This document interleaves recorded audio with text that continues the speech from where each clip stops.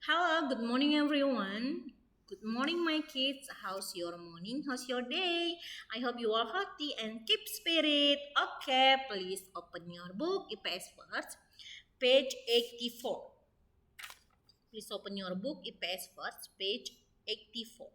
Ya, and then today our topic is about pengaruh potensi sumber daya alam terhadap mata pencarian di masyarakat. Ya, today our topic is about pengaruh potensi sumber daya alam terhadap mata pencarian di masyarakat. Oke, good students.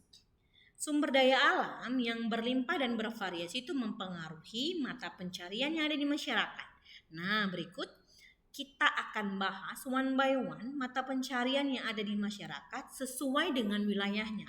Berarti ada wilayah di dataran tinggi dan wilayah di dataran rendah. Kita akan bandingkan mata pencarian di dataran rendah dan dataran tinggi. Oke. Yang pertama, good student, mata pencarian di dataran rendah. Please look at the picture. Yang pertama, mata pencarian dataran rendah biasanya adalah petani. Nah, sebagian besar mata pencarian masyarakat Indonesia adalah petani, terutama petani padi. Ya, selain petani padi ada lagi, Miss, ada tumbuhan yang cocok ditanam di dataran rendah antara lain seperti jagung, kemudian sayur mayur, bayam, cabai, dan tomat. Ya, nah kegiatan petani ini termasuk kegiatan apa, Miss? Yaitu produksi, yaitu menghasilkan barang. Ia menanam, menuai, itu kemudian kegiatan petani yaitu kegiatan produksi, ya, menghasilkan. Oke, and then dataran rendah. Dataran rendah selanjutnya adalah pedagang. Nah, selain petani, good students, mata pencarian sebagai pedagang juga banyak terdapat di dataran rendah. Misalnya apa, Miss? Pedagang pakaian, makanan, minuman, ya rempah-rempah seperti gambar yang Miss buat. Please look at the picture. Nah, ada juga Miss pedagang kaki lima sampai pedagang besar. Nah, kegiatan ini termasuk apa sih, Miss? Termasuk kegiatan distribusi atau penyaluran barang, ya, distribusi penyaluran barang. And then yang ketiga, good students, mata pencarian selanjutnya adalah pengrajin. Pengrajin ini seperti apa, Miss? Coba please look at the picture.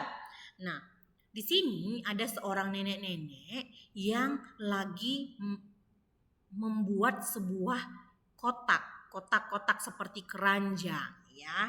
Nah, termasuk kegiatan pengrajin, ya.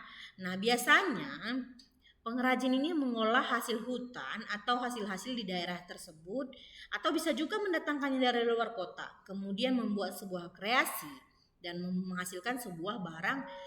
Iya, menghasilkan sebuah barang. Enggak hanya seperti ini, Miss, tapi ada juga loh orang-orang di luar sana yang membuat kerajinan kayu.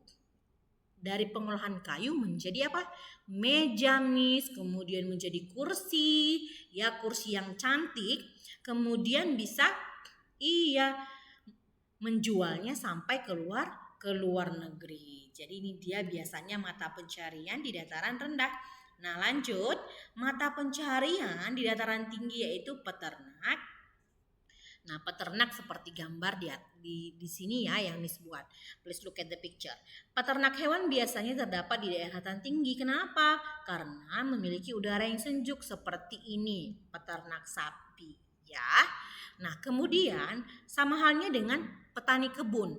Nah, petani kebun seperti kebun teh. Please look at the picture. Ini Miss buat adalah petani kebun, salah satu contohnya.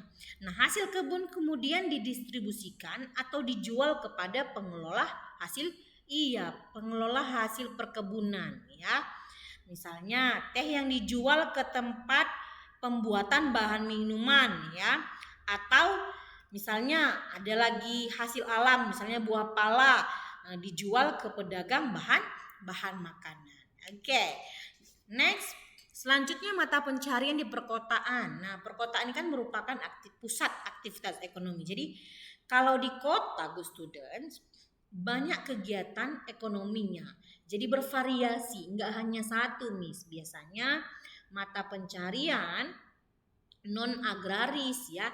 Nah, seperti pekerja swasta, pegawai pemerintahan atau wira swasta ya. Oke, good student. Next kita mau kerjakan sama-sama soal kuis kita pada hari ini.